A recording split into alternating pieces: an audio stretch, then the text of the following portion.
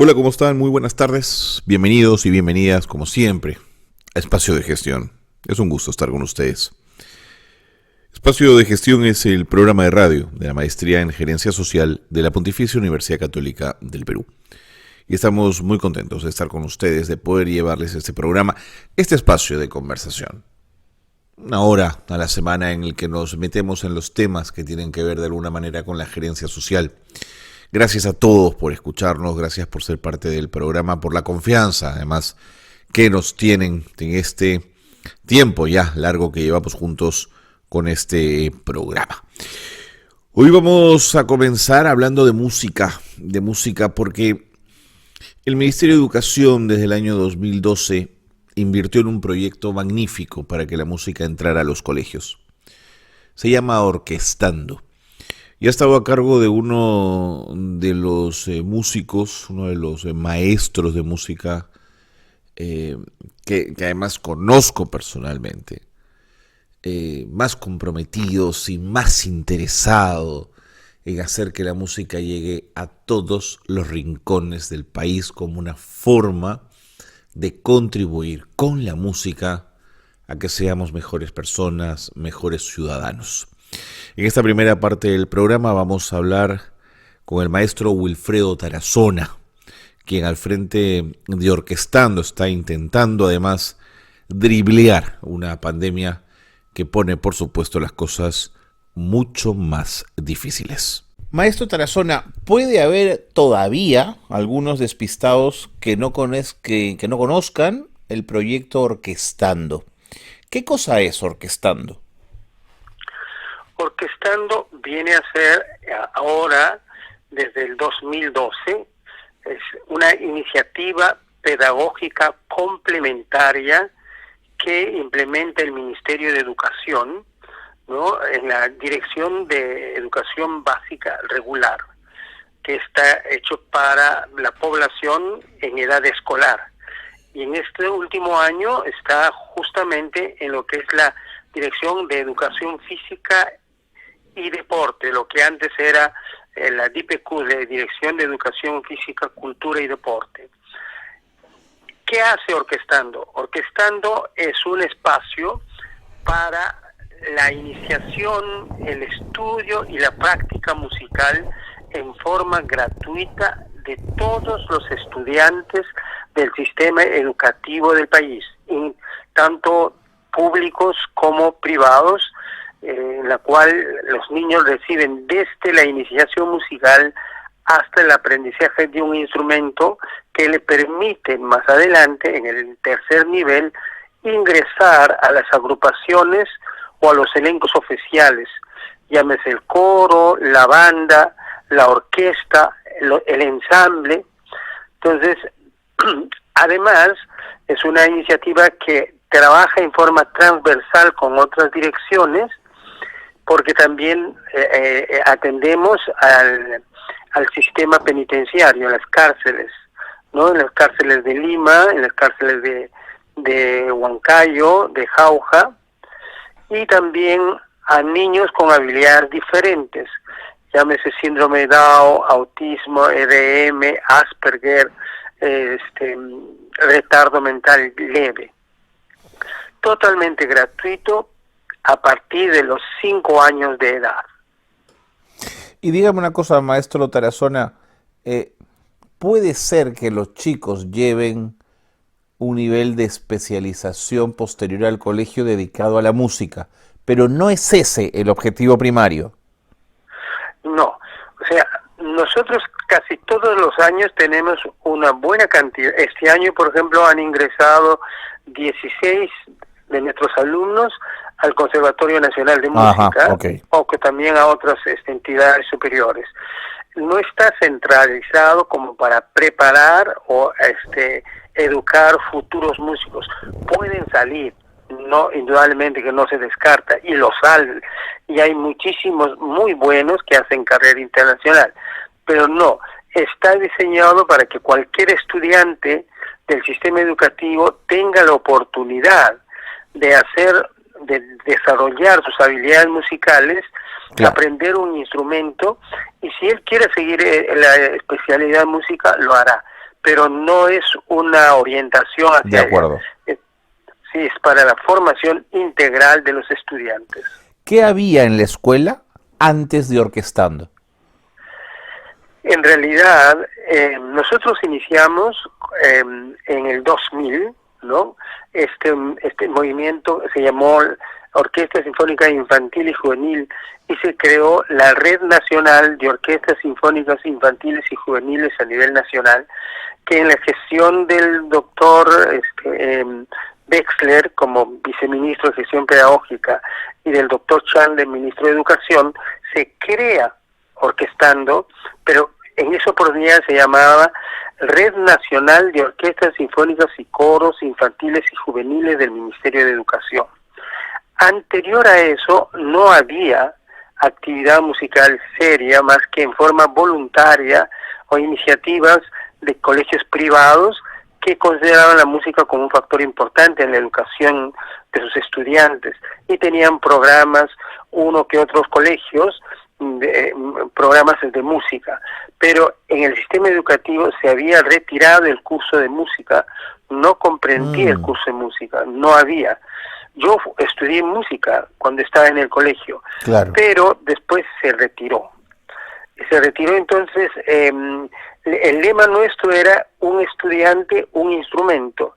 Es decir, cualquier estudiante nuestro de cualquier parte del Perú pueda tener acceso al aprendizaje de un instrumento, incluyendo la voz, porque la voz también es un instrumento que está incorporado en el ser humano. De acuerdo. Maestro Tarazona, sí, dígame. Sí, dígame. Lo que ocurre es que este programa es un programa que analiza temas de gerencia. Yo creo que la música per se ya es suficiente logro en la vida de los chicos, pero a nivel de indicadores, a nivel de logros de Orquestando, ¿cuáles diría usted que son esos logros? Nosotros atendemos una población de 4.000, 4.500, en un momento llegamos a 5.000 estudiantes a nivel nacional. Está implementado en 4 regiones: Lima, la región Callao, la región Arequipa y la región Junín. Se ha descentralizado y estamos con todo el espíritu de poder crecer, dependiendo, ¿no?, que el presupuesto nos permita abrir espacios. Para este año estaba planificado crecer en 4 puntos, pero dado a la situación de emergencia, ha variado todo lo que se había proyectado. Entonces, hay una población, ahora estamos atendiendo 2.800 alumnos a nivel nacional. Tenemos una población de maestros de 77 educadores musicales que están dedicados exclusivamente al trabajo, en este caso en forma remota, en forma virtual, porque al mismo tiempo se ha creado de alguna manera un mercado ocupacional para profesionales egresados del conservatorio, de la Escuela Superior de Folclore.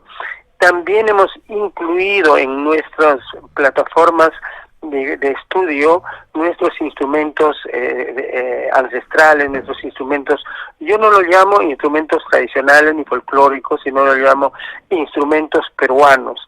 La quena, la zampoña, el cajón, que son parte fundamental del trabajo que nosotros realizamos en Orquestando.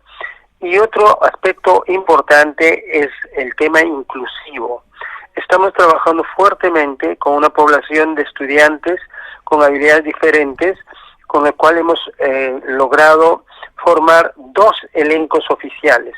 El ensamble es inclusivo, el ensamble de cajones, que es un elenco realmente digno para presentarse en cualquier auditorio del mundo, con un nivel muy alto, todos sin excepción, personas con habilidades diferentes. Pero al mismo tiempo, un elenco que se llama Ensamble Orquestal Inclusivo. Es un ensamble con estudiantes que tienen algún síndrome, que interactúan conjuntamente con estudiantes que no tienen síndrome como ellos, ¿no? Entonces hay un trabajo de convivencia en la práctica con los que tienen habilidades diferentes y con los que no lo tienen. Pero asimismo hemos logrado el coro infantil, el coro juvenil, la banda sinfónica escolar, la orquesta sinfónica infantil y la orquesta sinfónica juvenil, con el cual realizamos un ciclo de conciertos todos los años con solistas, directores invitados. Trabajamos con el Patronato Peruano de la Música, hacemos el Festival de Jóvenes Solistas, que se convoca personas, estudiantes hasta los 17, 18 años máximo, que demuestran que ellos sí van a hacer una brillante carrera a futuro, ¿no? Entonces, más o menos por ahí es lo que sea, y quisiéramos de que esta iniciativa pudiera pues cubrir absolutamente todas las necesidades en todas las regiones del país. Claro. Y dígame, maestro Tarazona, los directores de los colegios a donde ustedes han podido llegar, ¿se han convencido de lo que la música vale en los chicos, o siente que todavía hay ahí algunas tensiones? En honor a la verdad, es una cuestión al 50-50%. ¿A qué me refiero? Hay todavía directores que sienten que, como nosotros ocupamos sus espacios, la infraestructura de los colegios, ¿no? En las tardes, porque esto está focalizado en colegios de jornada escolar completa, claro. En JEP. Entonces, en estos colegios tenemos que utilizar espacios que dejan los estudiantes de los colegios en las tardes y nosotros entramos en los salones. Entonces hay un tráfico de personas que entran, salen. Entonces algunos docentes, algunas autoridades todavía les cuesta entender que los colegios no son propiedades de nadie, son propiedades de los estudiantes, son propiedades de todos, en la cual se puede abrir, y ahí funcionan nuestros núcleos, y los núcleos no son para los solamente alumnos de ese colegio, sino que abre las puertas a otros estudiantes de otros colegios cercanos al colegio donde tiene sede orquestando. Entonces, el que vengan otros estudiantes de otro colegio, el que se compartan los espacios, un tráfico, ¿no? Profesores, y la propuesta pedagógica de Orquestando planteada es de que los padres de familia, cuando son niños de 5 y 6 años, deben de estar en el aula junto con ellos, hacen la clase con ellos, saltan, dibujan, corren, aprenden a tocar, a moverse, tal como si fuese un estudiante, para que eso mismo lo puedan trasladar en casa y seguir el trabajo. Entonces, los padres de familia en 5 y 6 años son parte de la práctica.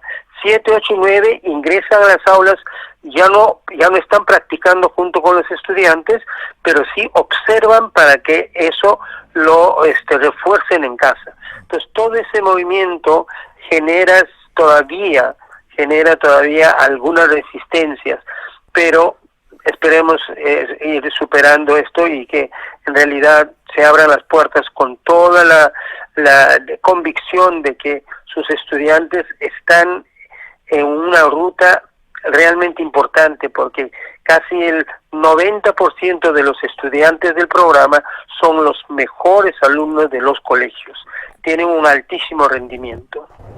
¿Hay una relación directa entre eso? ¿A más música, mejores resultados académicos? Definitivamente sí. La neurociencia, usted sabe, Carlos, que esta ciencia que señala perfectamente que la música, ya Howard Gardner en las inteligencias múltiples lo considera la tercera inteligencia, la inteligencia musical que es en todo ser humano. Está científicamente comprobado de que la práctica musical a temprana edad desarrolla la inteligencia, la memoria, el lenguaje, la comunicación, la creatividad. Los niños muy pequeños ya están en contacto con las fracciones al hacer negras, semicorcheas. aún antes de hacer la matemática propiamente. Entonces trabaja en los dos hemisferios, ¿no? Por ejemplo, una persona que está estudiando piano, por decir, con la mano derecha está leyendo en clave de sol, con la mano izquierda está leyendo en clave de fa. Están articulando distintas cosas simultáneamente. Entonces el cerebro, a través de la música, tiene una actividad sumamente llena, completa, en ambos hemisferios, muy distinto a las otras disciplinas. Por lo tanto, los estudiantes de música, aparte de tener una disciplina, un orden, un control de su tiempo, de su horario, desarrollan habilidades intelectuales altísimas que permite que su rendimiento académico sean siempre los más óptimos. Maestro Tarazona, le voy a pedir por favor que nos espere un ratito. Es un corte breve. Sé que sabrá comprendernos. Vámonos a la pausa y seguimos conversando aquí en el programa. Quédense con nosotros. Esto es Espacio de Gestión.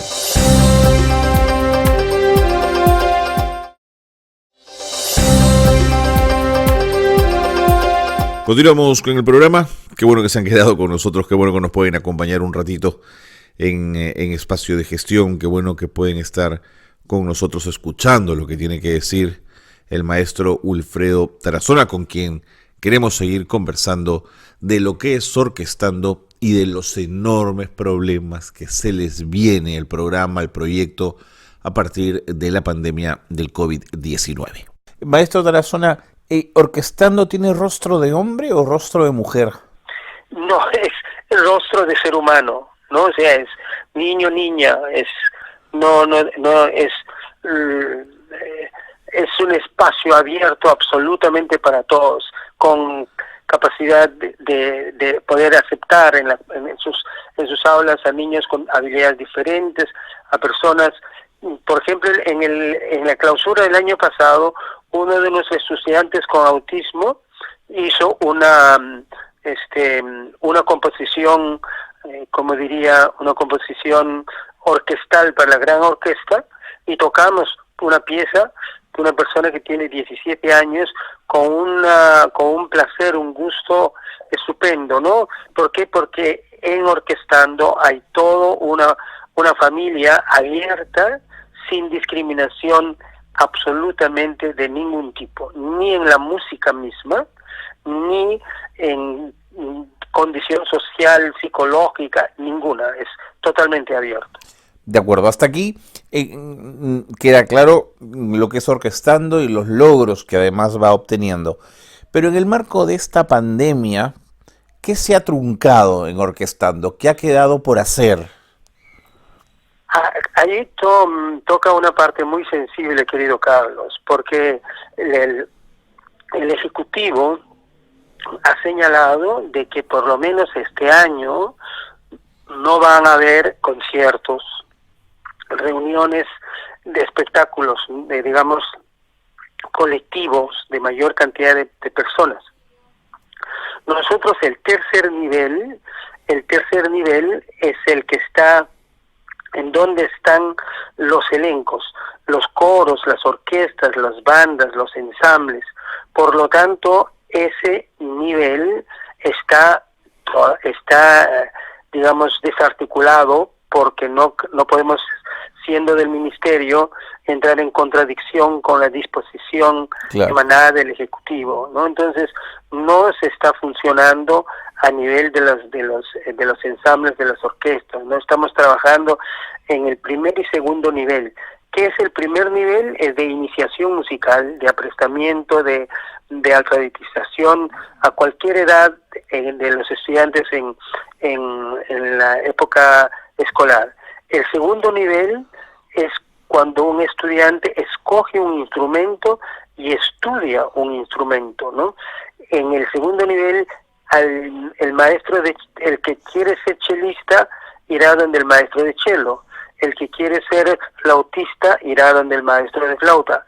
En el primer nivel es un maestro que enseña grupalmente. En el segundo nivel es un especialista que enseña el instrumento que va a escoger el estudiante. Y en el tercer nivel son los elencos, las bandas, las orquestas. este tercer nivel está desactivado. Entonces, indudablemente que eso resta muchísimo, porque este año se celebra, son 250 años del nacimiento de Beethoven, que es el 16 de diciembre, ¿no? Entonces, hace 250 años. Entonces, teníamos un programa importante para la difusión y la práctica de la música de Beethoven. Pero al mismo tiempo son 100 años aquí en Perú del nacimiento de Chabuca Granda, que es el 3 de septiembre, ¿no? Que de 1920, y también 100 años de Zenobio Daga, un gran compositor, un gran exponente de la música del centro. Entonces teníamos un programa para homenajear, difundir la música, sobre todo de Zenobio Daga, que no lo conocen, que es el gran impulsor de la música del Wailers, en donde son los saxofones que son acogidos por él, ¿no? Entonces, esa parte nos ha, digamos, nos ha afectado. Ojalá que se retome, ¿no? Entonces, estamos esperando que las autoridades del ministerio pudieran entender que este es un programa íntegro, que cortar una parte de ella es como quitar una parte, o un pie o un brazo de todo este proceso, ¿no? de que es orquestando. ¿No sirve la virtualidad para enseñar música? Sí, no, es justamente en esta etapa uno comprueba que el arte es un espacio importante para poder, digamos, encontrar una salida a este confinamiento, a través no solamente de la música, ¿no? Que le permite practicar sus instrumentos, desde la parte musical, la parte creativa, pero está la poesía, está, digamos, la pintura, está la creación misma, ¿no? De algunos cuentos musicales. La música es fundamental en esta etapa. Yo diría que es una de las disciplinas más importantes para sostener el trabajo para sostener la vida en confinamiento. Lógicamente que no es lo mismo y nunca, jamás podrá ser reemplazado el contacto humano. El hecho pedagógico está en el contacto humano, en la forma, en la manera, en la acentuación de la voz, en los gestos de poder conducir a la enseñanza, ¿no? Entonces, eso es imposible de reemplazar. No se puede a través de la máquina. Yo doy clases también en el conservatorio, como soy docente de la Universidad Nacional de Música. Entonces, a veces el dictado que yo hago, por ejemplo, un dictado musical que tienen que coger, llega con un retraso, no es a tiempo real. Entonces ya crea cierta imprecisión. Y en la música tiene que ser totalmente exacto, es muy matemático, ¿no? Entonces hay que ir buscando otras salidas. Es difícil, es muy difícil, pero el arte en estas circunstancias es un gran espacio para poder sostener la vida de todas las personas. Ha dicho usted con precisión, la música ayuda, te salva, te renace en el confinamiento. Para terminar esta entrevista, maestro Tarazona, ¿cuál ha sido la experiencia en cárcel? Mire, esa es una experiencia que también quiero señalar que este año, por las razones de la emergencia, está suspendida este año la atención en los centros penitenciarios a través de Orquestando. Estoy viendo yo otra manera, porque eso no se puede, no podemos hipotecar, hacer una reflexión, si por ahora no se puede, por una cuestión de presupuestal o una política que considera que mientras hay esta emergencia hay una redistribución horaria, eso es entendible, pero no se puede cortar lo que se ha venido trabajando. Entonces estoy viendo la posibilidad de seguir manteniendo la actividad. En las cárceles ha sido una experiencia realmente sobrecogedora. solamente para señalar, el año pasado se realizó en la Universidad Católica el FLADEM, el Foro Latinoamericano de Educación Musical, y llevamos el coro de Sarita Colonia, de la cárcel Sarita Colonia, a cantar a todos los participantes del foro que han venido desde Europa, desde España, todo Latinoamérica, Estados Unidos, etcétera, una población bastante amplia. Y en el polideportivo se realizó y llevamos el coro. Realmente fue una experiencia que todo lo que se dice de la música, de que transmite las emociones, sentimientos, salva al ser humano, busca un nivel espiritual distinto, hay un avance estético, todo lo que se puede decir era una muestra en vivo con integrantes del coro, ¿no?, de la cárcel de Sarita Colonia, y en un momento uno de nuestros cantantes, que era el solista, se equivocó y lo cantó con tanta fuerza y con tanta convicción que, lejos de dar un mensaje de error, los conmovió a todos, conmovió enormemente. Entonces fue, digamos, una muestra de lo que es el arte en vivo, con personas que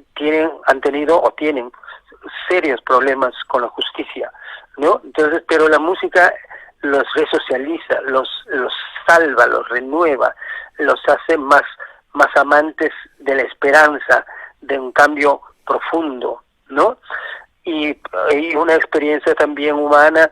Yo estaba planificando justamente una de las actividades con los internos en estos cafés, ¿cómo se llaman estos cafés americanos? Pops. Que es una red de cafés. Sí, bueno, Starbucks. Exactamente. Entonces estaba ahí y se acerca uno de ellos y me dice: profesor, qué gusto de verlo. Y generalmente no me dicen profesor, si alguien me conoce, ¿sí?, me dicen maestro, claro. maestro. Profesor, dije, de ser alguien del ministerio, ¿no? Porque y eso lo miro y me doy cuenta, era uno de nuestros exalumnos de la cárcel, muy bien vestido, y me entrega una tarjeta y era gerente de marketing, subgerente de marketing. Y me dice: lo que más extraño, yo regresaría a seguir haciendo música, es orquestando. ¡Qué maravilla! Y yo dije, todos esos esfuerzos es válido para una sola persona, ¿no? Así como cuando decía a Lot, ¿no? Es que si fuese en Sodoma y Gomorra 100 personas, una sola persona se salva, ¿no? Entonces me recordé muchísimo de eso. Fue una cosa importante, ¿no? Maestro Tarazona, muchas gracias. No por esta entrevista, sino por todo el enorme esfuerzo que hace usted por la música en nuestro país. Le mando un abrazo muy grande y gracias. Muchísimas gracias, Carlos, a sus órdenes siempre. Muchas gracias, maestro Wilfredo Tarazona. Gracias por la posibilidad de la comunicación, de conversar. Gracias por estos minutos de reflexión sobre el valor de la música en los seres humanos. Un valor que es intangible, que es muy difícil medir, pero cuando la música cala, cuando la música entra en la psique, en las entrañas de las personas, la vida de esas personas se modifica. Pausa y volvemos. Quédense con nosotros.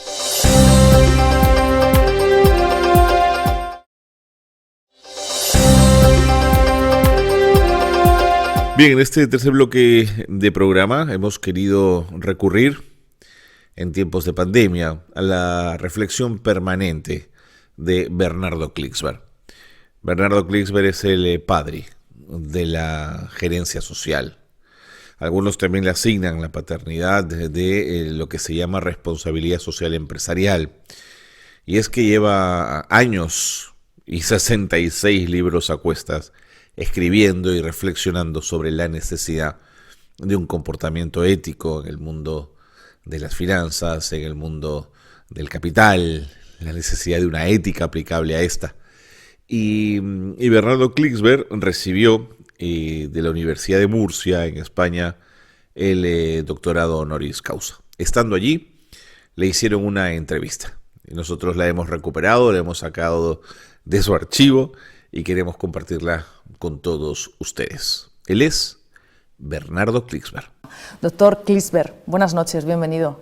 Es un gran gusto estar en Murcia y haber sido invitado por una universidad de tanta calidad y tanto empuje como la UCAN, que dirige con excepcional maestría José Luis Mendoza.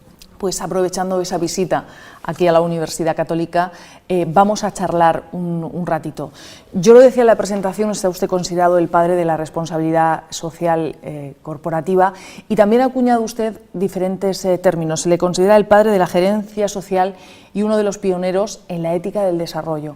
Cuando hablamos de todas estas cuestiones, de todos estos conceptos, ¿a qué nos estamos refiriendo? Vamos a explicárselo a los espectadores para que tengan claro a qué nos referimos con ello.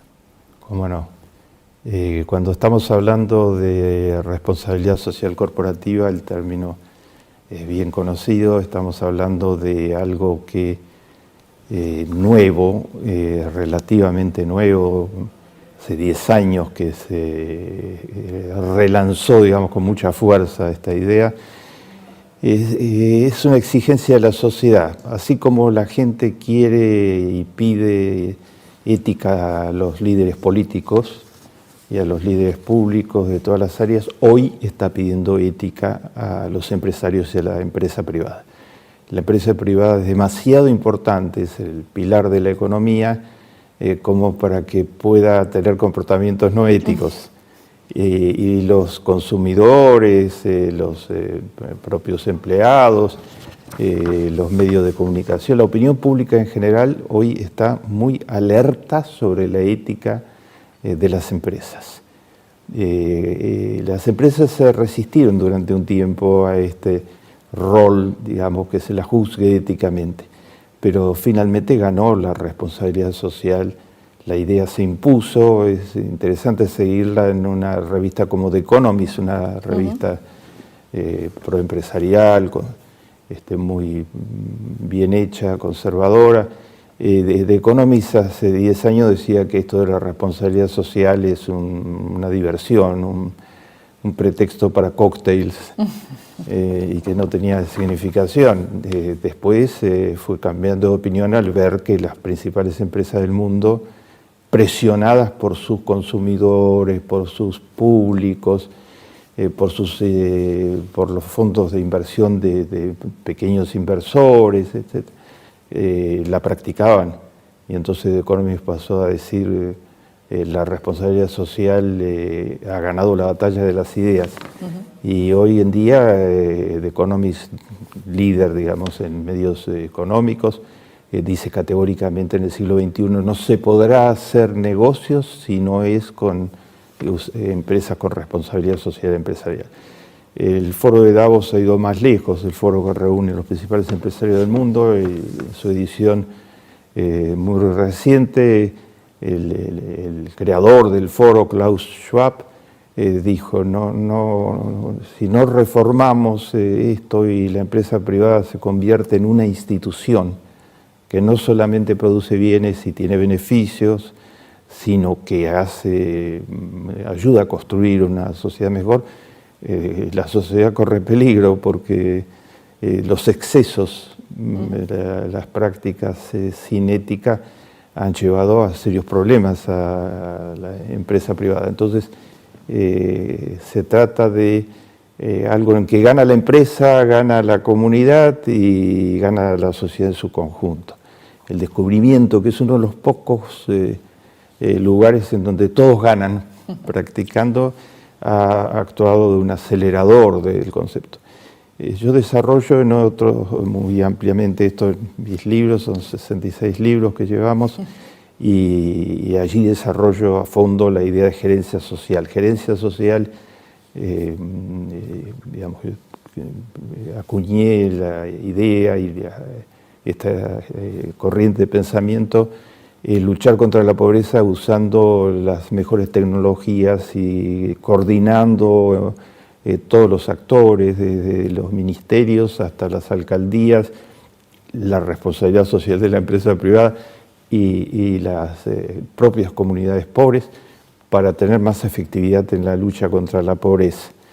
La gerencia social se aplica en muchísimos países, actualmente se enseña en muchas universidades y ambas cosas, la responsabilidad social y la gerencia social, forman parte de digamos, una aproximación que he desarrollado, que llamo la ética para el desarrollo, que es que todo el desarrollo económico debe estar orientado por ideas éticas.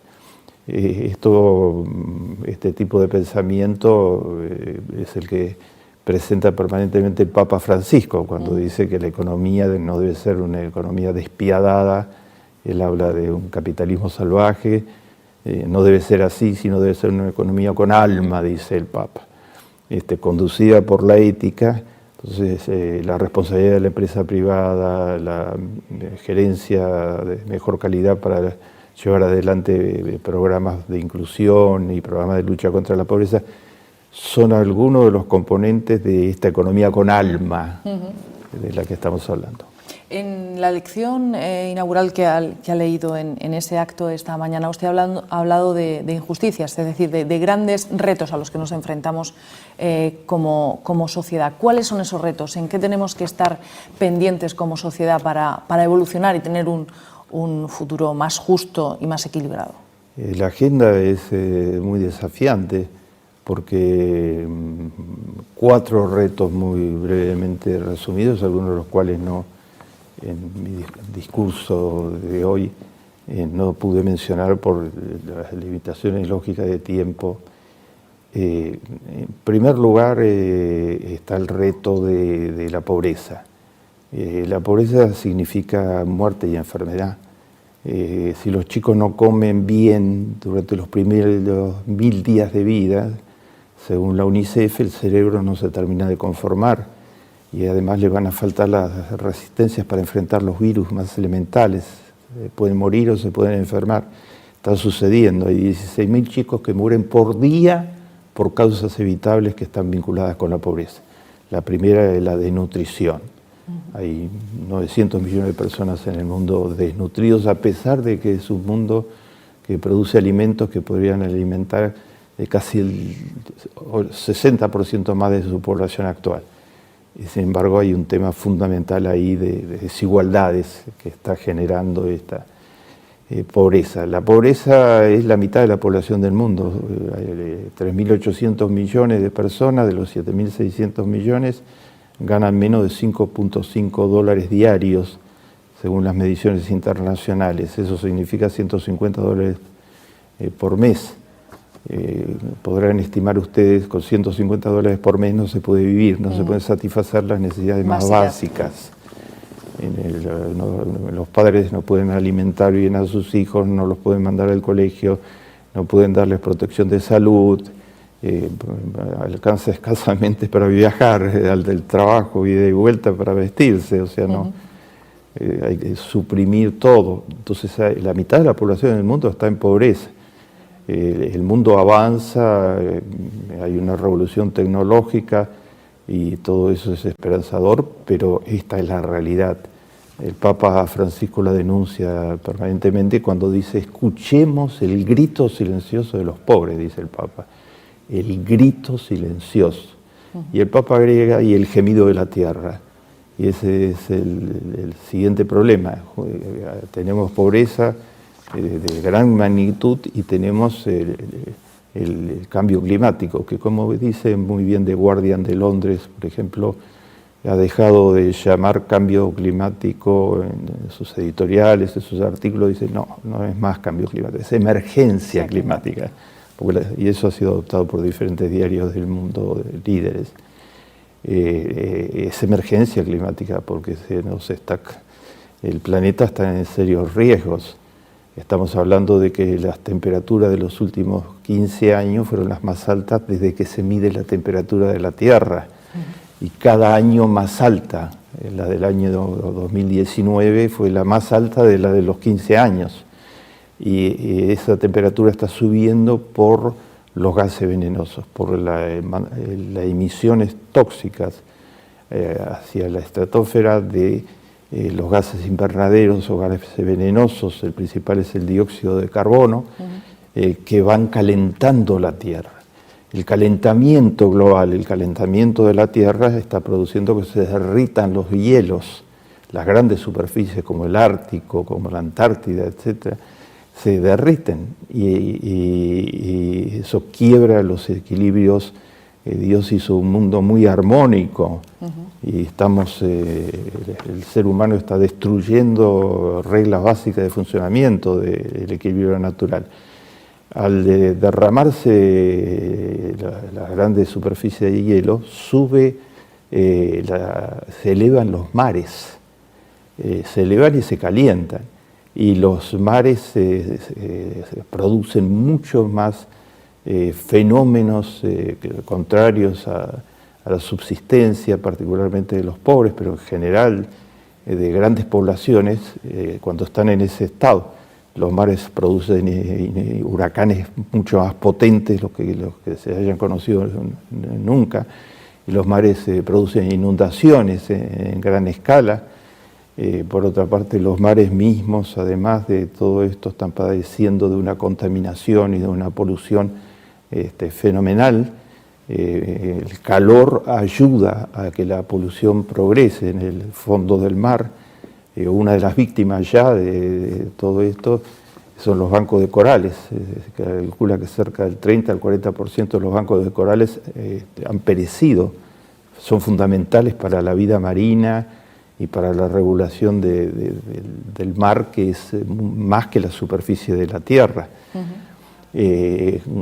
Por otra parte, el ascenso de la temperatura produce al mismo tiempo la desertificación, que es que las tierras se secan, que hay mucho más sequías, que las lluvias se hacen más escasas, que en general el agua es más escasa.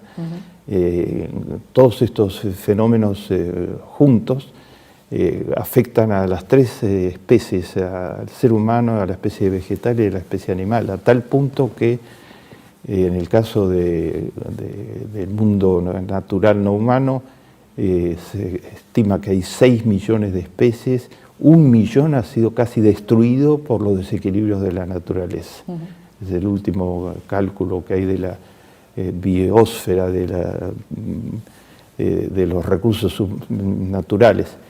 Los seres humanos son muy afectados por el calentamiento global. Son afectados directamente por las olas extremas de calor y de frío que produce el desequilibrio natural, y en la que aquellos que no tienen protección, como los homeless, que son multitud en muchas ciudades del mundo, están en dificultades muy serias para sobrevivir a esa situación si no se les da protección inmediata. Pero son afectados los seres humanos en todos los puntos. Nosotros vivimos de 3 cosas. Una, del aire. Necesitamos aire puro para poder respirar. Y cuando se producen los grandes fenómenos de contaminación y polución que produce el calentamiento global a través de todos estos funcionamientos, el aire se intoxica. Hay ciudades enteras donde no se puede salir a la calle sin una máscara de protección, como Beijing, por ejemplo, como México en épocas en que sube la polución y la contaminación.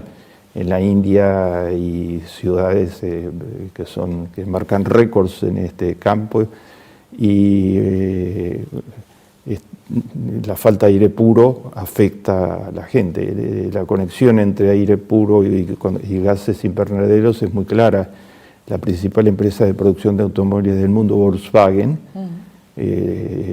producía motores que violaban las reglas de la Administración de Recursos Naturales de los Estados Unidos, con una carga tóxica 20 veces mayor a la que las reglas permitían. Lo hacía secretamente a través de una tecnología tipo inteligencia artificial que ocultaba lo que estaba sucediendo cuando venían los inspectores. Ahí bajaba el nivel al nivel permitido y se iban los inspectores del organismo estatal americano y volvía a subir.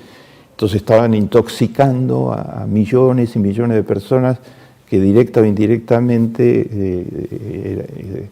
estaban polucionados por ese aire tóxico. Eso significó enfermedades respiratorias en gran escala, según la Organización Mundial de la Salud. Todo lo que es gases invernadero afecta. Vivimos del aire, vivimos del agua, y termino de describir, hay 2.000 millones de personas actualmente que viven en zonas que están en estrés hídrico, se llama. O sea que carecen del agua necesaria o están sobre el borde de carecer del agua necesaria. Entonces, en muchos casos tienen que tomar agua no potable, recoger agua de los ríos. Muchos de los ríos están contaminados a su vez, etcétera, pero que sin agua no se puede vivir. Y vivimos de la tierra, porque de la tierra son los alimentos, y las tierras, una parte de la tierra cultivable del planeta está siendo destruida por el calentamiento global, por este proceso de secamiento de la tierra. En Etiopía, en el Cuerno de África, hay grandes hambrunas, porque los campesinos ya no pueden producir más. En Guatemala está produciendo el mismo fenómeno, porque la tierra se ha secado y porque llueve muy rara vez, etc. Entonces, este conflicto, este golpe salvaje que le está lanzando la economía tóxica a la naturaleza, es un segundo gran problema junto con la pobreza. El tercer gran problema, desafío, es el desafío de la desigualdad. Como la cita de Platón era muy acertada, Platón decía que las distancias no debían ser más de 3-1, en definitiva. Bueno, según el recuento del Foro de Davos, que publica estudios permanentemente sobre la desigualdad, el último recuento es que el 1% de la población del planeta, el 1% más rico, hoy tiene más que el 99% de la población del planeta. Tiene más del 50% del Producto Bruto Mundial. O sea, las desigualdades son atroces, ¿no? La Iglesia Católica las ha llamado en sus encíclicas que son totalmente insostenibles moralmente, violan la ética más elemental. Y la desigualdad genera pobreza. La desigualdad es el principal generador de la pobreza y genera disolución social, pérdida de la cohesión social, altísima conflictividad, criminalidad, hasta atenta totalmente contra la institución familiar, que para mí es un pilar de la existencia del género humano. Las familias para sobrevivir, tienen que buscar trabajo donde sea, y en muchos casos dividirse, o sea, el tiempo que les lleva ir al lugar de trabajo. Tienen que vivir en lugares donde puedan pagar el alquiler o acceder a una vivienda, y los lugares de trabajo son cada vez más lejanos a ese lugar. La desigualdad significa en muchos casos tener que aceptar cualquier tipo de trabajo, y entonces hay muchas horas que antes se dedicaban al hogar que no se pueden dedicar al hogar, y eso atenta contra la estabilidad familiar. El commuting, como se lo llama, el alargamiento del tiempo de transporte al trabajo, atenta contra la vivencia misma de la familia. La desigualdad es nociva, hoy está generalizado este razonamiento a nivel científico en todos los campos, y estas grandes desigualdades mezcladas con esta pobreza tan importante de este volumen, van generando lo que yo llamo en mis libros las trampas de pobreza. Un chiquito que nace en una villa miseria, en una favela, en un área muy pobre de viviendas, en donde viven 7 u 8 personas o más en una sola vivienda, y que tiene una nutrición muy débil, va a nacer con problemas importantes, no va a poder ir a la escuela, o si va a ir a la escuela va a desertar antes de terminar el secundario. En América Latina casi la mitad de los chicos no terminan el colegio secundario, y eso le va a impedir conseguir trabajo en la economía formal. El 61% de las personas que trabajan lo hacen en la economía informal, o sea, en lo que inventen, en lo que consigan, sin seguro social, sin protección de ninguna índole, etcétera, y en condiciones de ingresos muy, muy bajos. Y el cuarto problema al que quiero mencionar es el de la discriminación de la mujer. Aunque hay avances muy importantes, desde ya el movimiento Me Too, el movimiento ya se acabó, etcétera, todos los movimientos de reacción contra la violencia sexual y contra de todo esto que hemos visto, que estaba tapado y que ha aparecido, digamos, los poderosos en diversas áreas. No solo se dio en Hollywood, también se dio en las altas finanzas, etcétera, aprovechando el poder para tratar de abusando totalmente de los derechos humanos de las mujeres. Esto es una parte de la discriminación, pero hay otras partes muy graves, como el hecho de que la violencia física contra la mujer, el 20% de todas las mujeres del mundo, según las Naciones Unidas, han sido objeto de violencia física o psicológica en el último año. Y esta cifra no está decreciendo mayormente. Acá en España los asesinatos de esposas, digamos, porque no aguantan más que la golpeen o porque quieren cambiar de vida está siendo un problema. Vamos a interrumpir momentáneamente esta conversación, nos tenemos que ir a la pausa, una pausa breve, pero vamos a regresar en el último bloque del programa con Bernardo Klicksberg y estas declaraciones, estos apuntes, esta mirada que hace respecto a la ética corporativa, a los temas que tienen que ver con libertades individuales, a lo que tiene que ver con la ética en el mundo del capital. Pausa y volvemos.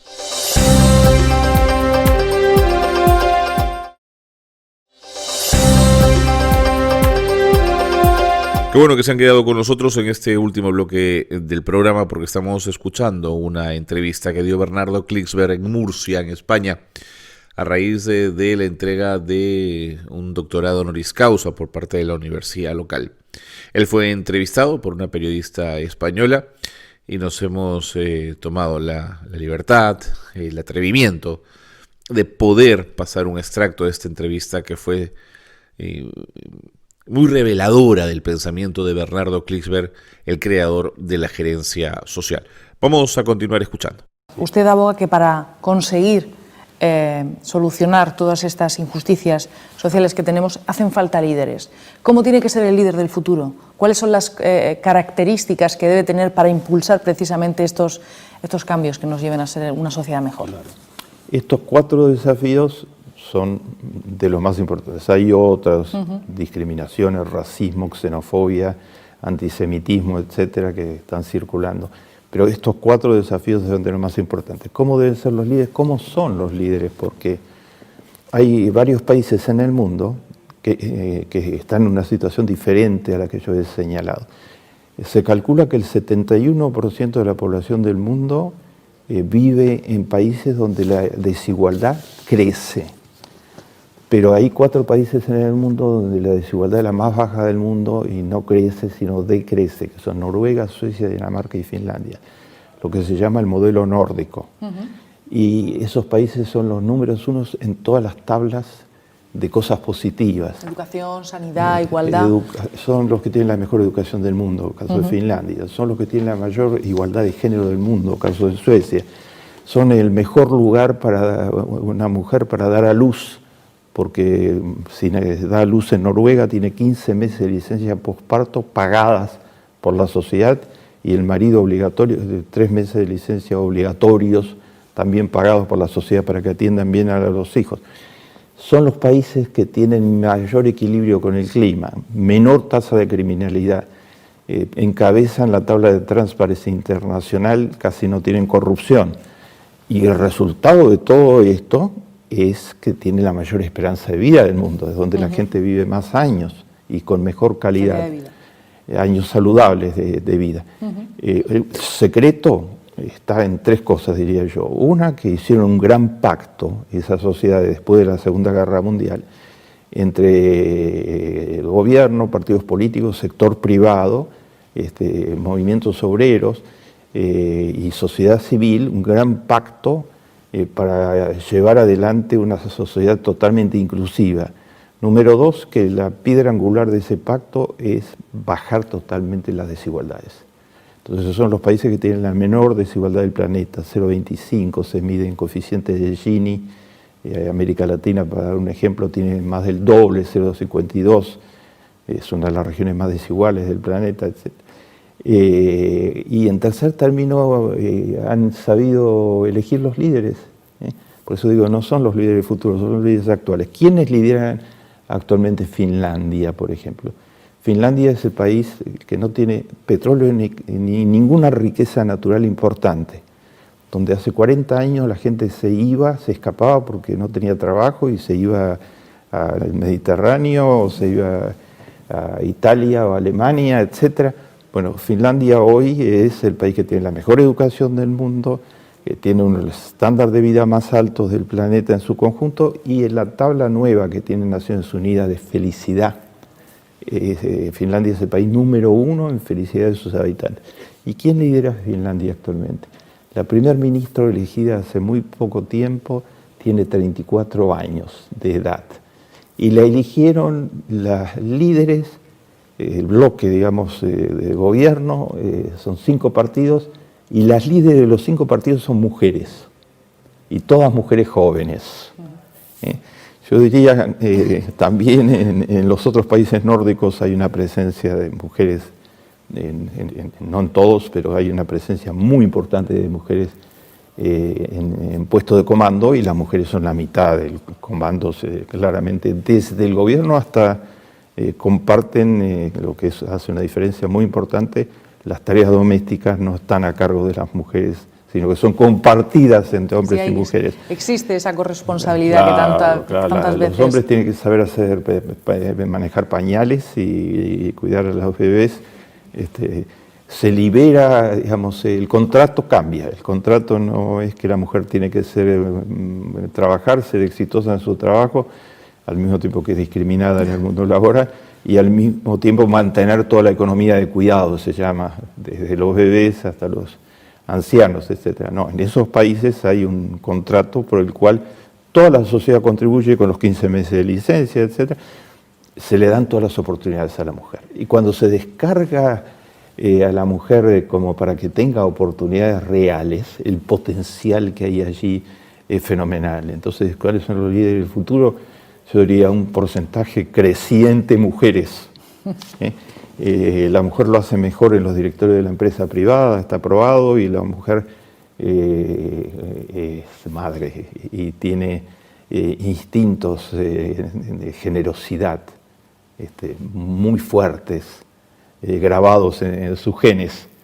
Y de todos los corruptos del mundo que están presos por actos de corrupción, etc., menos del 5% son mujeres. Por eso el primer ministro de otro país que también ha tenido, Noruega, tuvo a Gro Brundtland durante muchos años como primer ministra, solía decir, corrupción, corrupción, corrupción en el mundo, sí, pero nosotros ¿qué tenemos que ver? Porque las mujeres no intervenimos, no tenemos ni el provecho ni participamos mayormente. El líder del futuro tiene que ser mujer, joven, puede ser hombre, pero tiene que ser absolutamente altruista. Conversé hace un tiempo en la televisión con Shimon Peres, antes de que falleciera, tenía 85 años, Premio Nobel de la Paz, y yo le preguntaba a Shimon, ¿qué consejo le da a los líderes políticos del futuro? Y decía, bueno, que piensen en la gente y no en ellos mismos. El liderazgo público no es para ser servido, sino para servir. Entonces el perfil se va redondeando, servir al colectivo, lo que el Papa está pidiendo hoy al liderazgo político del mundo. Tomar la ética como la plataforma política más importante. Independientemente de las plataformas políticas, detrás de ella tiene que estar la ética, los textos bíblicos, el Antiguo y el Nuevo Testamento, el pensamiento moral más importante del género humano, y tratar de actuar pensando siempre en la comunidad. Shimon Peres decía, egoísmo, no hay lugar en el espacio, en el liderazgo público para los egoísmos, ni para los yoísmos, ni para los narcisismos exacerbados. Estamos hablando de un estadista de 85 años, premio Nobel, y varias veces presidente de uno de los países más exitosos del planeta, presidente, primer ministro de Israel, etc. Es en esta dirección el liderazgo del futuro. Alguien me dirá, bueno, pues tiene que saber de inteligencia artificial. Está muy bien que sepa de inteligencia artificial, pero no basta. Elon Musk, que sabe mucho de inteligencia artificial, digamos, el creador de Tesla y todo lo demás, mandó una carta a las Naciones Unidas con 150 especialistas en inteligencia artificial diciendo: controlen la inteligencia artificial antes que sea tarde, regúlenla éticamente, porque puede tener muchas posibilidades, pero puede ser un monstruo también. O sea, el poder tecnológico sin ética puede ser un monstruo. Lo ha comentado usted, ha hablado varias veces de la figura del Papa Francisco, y precisamente para terminar, vamos a terminar con una frase que ha utilizado usted también esta mañana del Santo Padre, en la que dice que el que no vive para servir, no sirve para vivir. Quizá ese sería el mejor resumen de esta entrevista, de esta charla, y de lo que tenemos que ser todos para llevar a cabo esos grandes retos sociales que tenemos por delante. Voy a ilustrar lo que dice el Papa con su conducta, muy brevemente, por un momento. Todo el mundo lee en los periódicos que el Papa se ocupa muy activamente de los pobres, de defender a los pobres.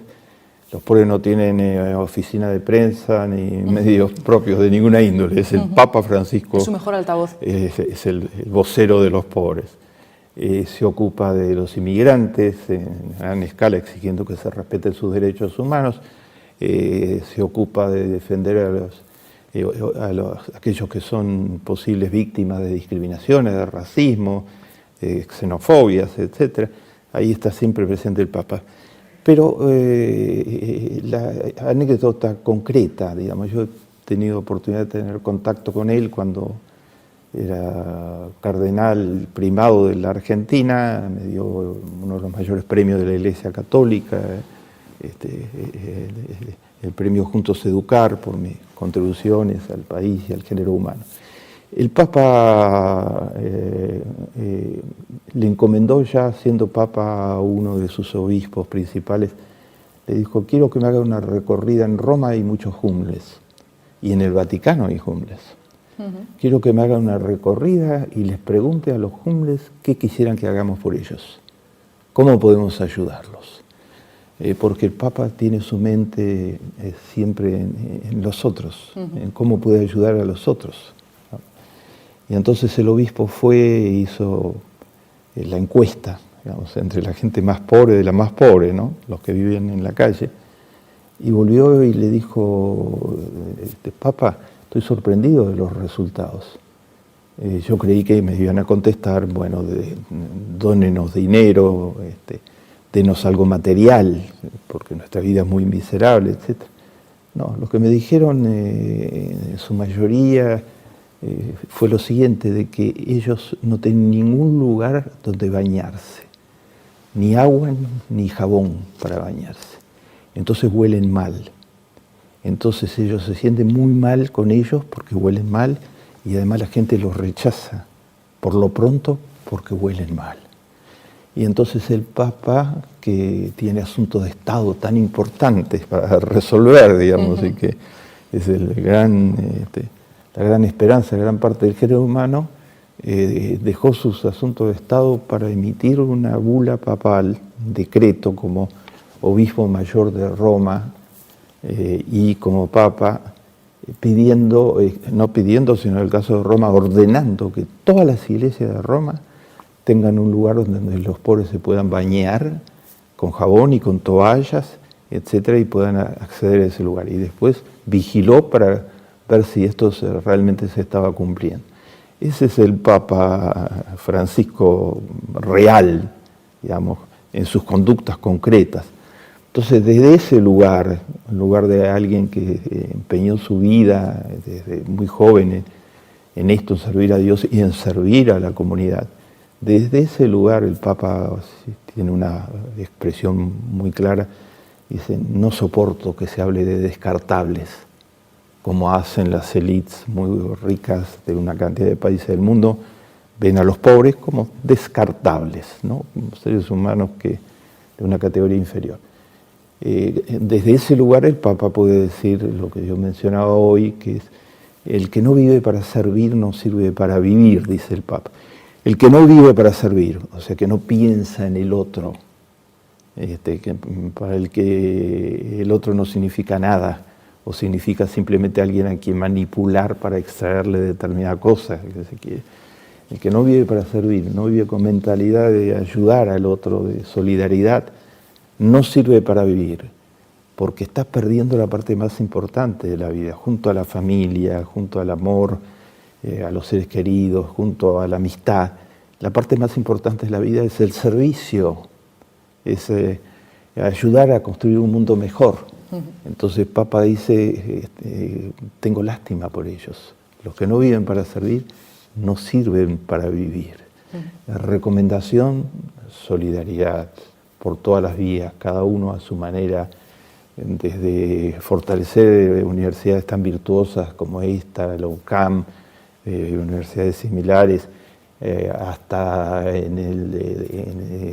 incluirse en movimientos voluntarios, practicar la empresa privada con responsabilidad social, desarrollar emprendimientos sociales, todas las formas de solidaridad en lo que cada uno hace y más allá. El Papa se apoya, de definitiva, cuando dice esto, en la sabiduría bíblica. Y para terminar este excelente intercambio y lanzar un mensaje a la UCAM y a todos los auditorios cercanos a la UCAM que escuchan esta televisión tan prestigiosa y tan acreditada, hay un pensamiento bíblico que recorre muchas espiritualidades, pero que tiene uno de sus puntos más altos en la Biblia misma, que dice lo siguiente. Yo cada vez que me comunico con jóvenes, y además si a alguno le interesa, hay una serie de televisión dedicada a mi pensamiento, que se llama El Informe Klicksberg, que pueden encontrar en YouTube, y que fue una de las 3 nominadas para el premio Emmy, el mayor premio de la televisión mundial. La frase bíblica es: más vale encender una vela que maldecir a la oscuridad. Mi recomendación: no nos quedemos en maldecir a la oscuridad, encendamos muchas velas, muchas luces. Bien, y con esta entrevista a Bernardo Klicksberg debemos ponerle punto final al programa. Gracias por habernos acompañado. Gracias por estar en Espacio de Gestión. Por favor, cuídense mucho. Cuídense mucho, solo salgan lo estrictamente necesario y cuidémonos entre todos. Nos encontramos la próxima semana.